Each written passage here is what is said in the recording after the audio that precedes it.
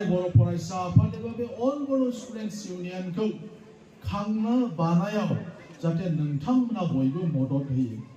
मानि थाखाय बियो जोंनि बर'फोरनि राव थुनलाइ आसार खान्थिखौ फोथांनानै लाखिनो थाखाय बे आफादा खामानि मावगासिनो दङ।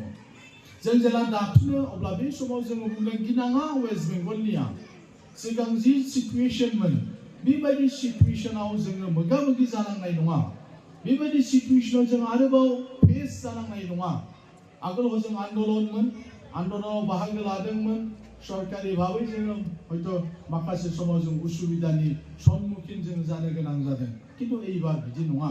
मानोना नैबाव थानाय मानसिफोरखौ जोंनि हजोंनि जे सोमावसारनायफोर जादों बेयाव जोङो नोंथांमोनखौ जोङो लोगो लाज्लायनायखौ जोङो लुबैयाखै। मानोना बेयाव आलादा रायजो बाव आलादा प्रशासन बेनिखायनो जों बेबायदि मालाबाबो खालामनाय नङा। खालिबोल'बाव जेरैबायदि बुंदों सेन्सासआ प्राय 2-2.5 लाख मानुस बाहाय दङ, मानसिफोर दङ। 2-2.5 लाख बर' मानसिफोर दङ। बे 2-2.5 लाख बर' मानसिफोरखौ जोथोन लानो थाखाय एबा जों जाति हिसाबै जों थांनानै थानो थाखाय जोंनि राव थुनलाइ हारिमुआ जाहाथे थांनानै थानो हायो बेनि थाखाय खामानि मावनोल' जोङो वेस्ट बेंगलाव गोदानै जोङो एबसुखौ दानांगौ होननानै जों बुंदों। आरो बेबायदिनो माखासे जोहोलावफोर सेंग्राफोर बेबायदि स्टुडेन्टसफ्रा आवगायबोदों आरो दिनै बेबायदि जों महर मोनदों। दिनै बर' साहित्य सभा एबसु बर' समाज जिफोर आफादफोर दङ बे आफादफ्रा 2-2.5 लाख जि मानसिफोर दङ बर' मानसिफोर बिसिनि थाखाय सरकारा जि सुबिदा होदों बे सुबिदाफोरनि गेजेरजों जों जाहाथे जोंनि जातिखौ जोंनि राव जोंनि थुनलाइखौ फोथांनानै लाखिनो हायो बिनि थाखाय जों नाजानांगोन। दायो आसामाव जोंनि एबसुआ दायो एजुकेशननि सायाव सोलोंथाइनि सायाव गोबां मावदों। दा बुंगोन UPSC कचिं सोलिगासिनो दङ। बायदिसिना बाथ्रा दं। दा बुंगोन जोंनि मानगोनां दिनैनि चिफ गेस्ट बिथाङा। आं खालि बेखौल' फंनैसोल' बुंनानै आं फोजोबनो सानदों। जों बयबो मिथिगौ नेशनेल एजुकेशन पलिसि NEP बेयो लागु जानो थांगासिनो दं। जोंनि आसामावबो जों दाबो जाथ'वाखै। जोंनि आसामावथ' गोबां जाति दङ, गोबां जाति। ट्राइबेल होनोबाबो गोबां, SC होनोबाबो गोबां, OBC होनोबाबो गोबां, बिभिन्न जाति। बबे जातिनि भाषाया मिडियाम अफ इंस्ट्रक्शन महरै फैगोन, बबे भाषाजों NEP आव हाबगोन नेशनेल एजुकेशन पलिसियाव जों लुबैयो मा ओंखायनो जों बुंदों 1 বছর আগে রাঙালি বাজায় আমার আজকের সম্মানীয় MPকে जों बयबो मिथिखागौ जे 1952 आव जेला बर' साहित्य सभा दायो बर' थुनलाइ आफाद दायो आसाम बेंगल आरो गुबुन रायजोआव थानाय बर' लेखा गोरों मानसिफोर बर'नि मानगोनां सानसुमै बिथांमोन जायफ्रा राव थुनलाइखौ मोजां मोनो ज' जानानै बै समाव क'क्राझारनि बासुगावआव बर' थुनलाइ आफादखौ जोनोम होदोंमोन। आरो नोंथांमोननि वेस्ट बेंगलनिफ्रायबो रुंसारि माइकेल बसुमतारीखौ लानानै गोबां बर' फिसाया 1952 नि बर' साहित्य सभा जोनोम होनाय समनिफ्राय दिनैसिमहालागै बेंगलाव थानाय बर'फ्राबो गावनि बर' बिमानि राव थुनलाइखौ सिबिबोगासिनो दङ। थिग बेबायदिनो 1967 मायथाइ 1967 सनाव जेब्ला क'क्राझारनि ट्राइबेल रेस्ट हाउसआव दुलाराय बर' फरायसा आफाद एबा अल बर' स्टुडेन्टस इउनियन दायो अब्ला आसामजों लोगोसे वेस्ट बेंगल आरो गुबुन रायजोआव थानाय बर' फरायसाफ्रा ज' जानानै दुलाराय बर' फरायसा आफाद एबा अल बर' स्टुडेन्टस इउनियनखौ दादोंमोन। मुगानि आगदारि आथिखालनि बाक्सा जिल्लानि रुंसारि मानगोनां मुगानि आगदारि होननानै जायखौ दायो बिबुं होदों बालेश्वर बसुमतारी बिथांखौ आफादगिरि दोननानै रुंसारि कनकेश्वर नार्जारी बिथांखौ गाहाय नेहाथारि दोननानै दुलाराय बर' फरायसा आफादखौ दानाय जादोंमोन आरो बेबायदिनो वेस्ट बेंगलनिफ्राय हिराचरन नार्जी बिथाङा लेङाइ आफादगिरि आरो बेजों लोगोसे वेस्ट बेंगलनि गोबां मानसिफ्रा बे दुलाराय बर' फरायसा आफाद एबा अल बड' स्टुडेन्ट्स इउनियन दानाय समनिफ्राय दिनैसिमहालागै बेंगलाव थानाय जोंनि बर' फरायसाफ्रा दुलाराय बर' फरायसा आफादाव थानानै बर'नि राव थुनलाइ हारिमु आरो आसार खान्थिखौ फोथांनो थाखाय खामानि मावबोबाय थादों।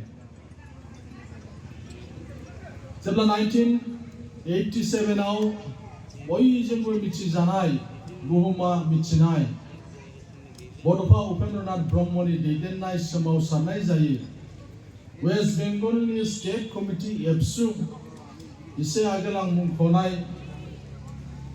दुलाराय बर' फरायसा आफादनि स्पोक्स पार्सन हिसाबै बे समाव दायित्व मोननाय निक'डिमास हाजारी बिथांमोननि दैदेननायाव वेस्ट बेंगलनि बर'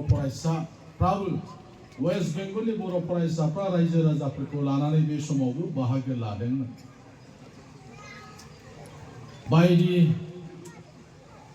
खारनफोरनि थाखाय विभिन्न खारनफोरनि थाखाय लासै लासै दुलाराय बर' फरायसा आफादनि वेस्ट बेंगल जिथु स्टेट कमिटि बियो लोरबां जाबोदों नोरजिया जाबोदों आरो मोनसे समाव वेस्ट बेंगल स्टेट कमिटि एबसुआ माने गोमोरलांदोंमोन गैया जालांदोंमोन।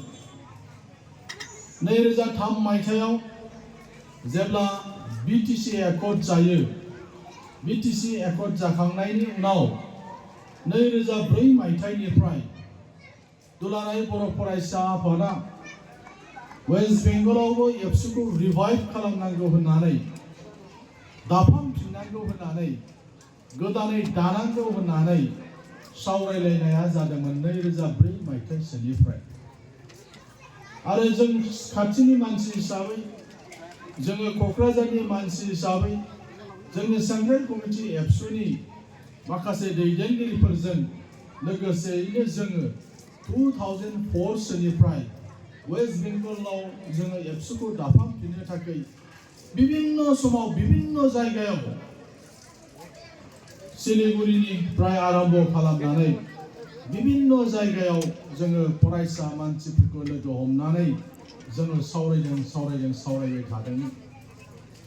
मालाबा जोङो एबसुनि कनफारेन्सफ्राव थोंजोङै माखासे जायगाफ्राव गारि हरनानै फै एबसुनि कनफारेन्सखौ ओरैनो बाहागो लाफैल' जदिवबा बेयाव स्टेट कमिटि गैयाबाबो बेयाव डिस्ट्रिक्ट कमिटि गैयाबाबो एबसुनि खुनु आफाद गैयाब्लाबो अब्लाबो नोंथांमोना नायफै बेबायदि होननानै जोङो बोसोरथाम बोसोरब्रैसो माखासे जायगानिफ्राय जायफ्रा बै समाव जोंजों जगाजगाव दङमोन बा जोङो जायफोरखौ सिनायोमोन बिथांमोनखौ जोङो लेङै लांदोंमोन जाहाथे जों सानसेब्लाबो वेस्ट बेंगलाव दुलाराय बर' फरायसा आफाद एबा अल बर' स्टुडेन्ट्स इउनियनखौ जाहाथे जों दाफिननो हायो बिनि थाखाय जों सेस्था खालामबोदोंमोन। गोबाव सम नांदों जोङो नाथाय 2015 सनाव 2015 मायथाइयाव वेस्ट बेंगलाव जों गोदानै अल बड' स्टुडेन्ट्स इउनियन एबा दुलाराय बर' फरायसा आफादखौ 2015 सनाव जोङो दाफिननो हादों। दिनै 2025 10 बोसोर सिगां जोङो गोदानै वेस्ट बेंगल कमिटि एबसुखौ जों दानो हादों। बे दाबो गोरलै अबस्थायावनो दङ 10 बोसोरल'खाय बेयो थाबायबाय नंगौ बेयो देरदों नंगौ किन्तु बिनि बैसोआ मात्र दायो 10 बोसोरल' आरो बिनिखायनो बे 10 बोसोर गथ'आ जेरै हारसिङै जेबो खालामनो हाया जुदि बिनि बिमा बिफाया जुदि बेखौ जोथोन लायाबा बिनि गार्जेना जुदि बेखौ जोथोन लायाबा थिग बेबायदिनो 10 बोसोरल' जाफिननाय वेस्ट बेंगलनि एबसुखौ नोंथांमोना गार्जेनफ्रा बिनि बुद्धिजीबिफ्रा बिनि गोरों गोरा मानसिफ्रा बिनि समाजा बिनि रायजो राजाफ्रा जुदि मदद खालामाब्ला बे 10 बोसोरल' जानाय एबसुआ हारसिङै बेवहाय माबा मोनसे मावनो हागोन होननानै जों साननाया हाया एबा बेबायदि साननानै लानांगौआ जोंनि थाखाय गोब्राब बेनिखायनो जों लुबैयो जे दुलाराय बर' फरायसा आफाद एबा बे अल बर' स्टुडेन्टस इउनियनखौ थाखो 5 आरो मेट्रिक आनजाद उथ्रिसार जागोन फरायसाफोरनि थाखाय गोजोनथाव रादाब गोनांथि आरो मोजां खाबुफोरखौ लानानै गुन गोनां सोलोंथाइ होनो नोंथांमोनखौ नेनानै दङ बड'लेण्ड स्टार एकाडेमि क'क्राझारआ 2024 इं मायथाइयाव क'क्राझार थिथागुरि समबाय मावख'नि साखाथियाव गोदानै गायसनजानाय बड'लेण्ड स्टार एकाडेमि क'क्राझाराव 2025-2026 सोलोंथाइ बोसोरनि गोदानै मुं थिसननाया सोलिगासिनो दङ बड'लेण्ड स्टार एकाडेमियाव 6 थाखोनिफ्राय 9 थाखोसिमनि फरायसाफोरा बर' बिजोङाव आरो 11 थाखोनिफ्राय 12 थाखोसिमनि फरायसाफोरा बर' बिजों आरो इंराजि बिजोङाव मुं थिसननो हागोन बेनि थाखाय आर'ज बिलाइ आरो फान्डुलिपि बिलाइगासिनो दङ 11 थाखोनिफ्राय 12 थाखोसिमनि फरायसाफोरनि थाखाय आखा-फाखा आरो रोंगौथि गोनां फोरोंगिरिफोरखौ लानानै साइन्स कमार्स एन्ड आर्टस मोनथाम स्ट्रिमनि सायाव फरायसाफोरखौ गुन गोनां सोलोंथाइ होनानै बायदि बिथिंजों सोरगिदिं जौगाखांनाय लाबोनो साखाफारा क'क्राझारनि थिथागुरियाव थानाय Bodoland star academia Bodoland star एकाडेमियाव मुं थिसननोब्ला बाङाइ बेसेनाव मुं थिसननायनि गेजेरजोंनो फरायसाफोरा गाहायाव होनाय माखासे खाबुफोरखौ मोननो हागोन इंराजि सोलोंनायनि खाबु साखोन-सिखोन थाखो खथा बिजाब बाख्रि BPL थाखोनि फरायसा फरायसुलिफोरनि मुं थिसननायाव 20% मासुल रेहाय होनाय बेजों लोगोसेनो नोंथांमोनहा JEE नीट आनजादनि थाखाय बेसेन नाङै फोरोंथाय मान्थलि मक टेस्ट जिउ राहा दानाय बायदि गियानलु आयदाफोरनि उफ्रा सोलोंफारिफोरनि खाबुफोरखौ मोननो हागोन हौवासा आरो हिन्जावसाफोरनि थाखाय मुलाम्फा गोनां मोजां जामुं आरो मोजां थाग्रा खथानि खाबु गोनां हस्टेलनि खाबुफोरखौबो मोननो हागोन बिदिब्ला गोबाव खालामाजासे नोंथाङाबो बड'लेण्ड स्टार एकाडेमियाव थाबैनो मुं थिसननायनि थाखाय सुलाद लादो आबुङै मिथिनो थाखाय जानबुं अनजिमा 6000349997 एबा 7638008149 एबा 6003494371 आव फोनांजाब खालामदो।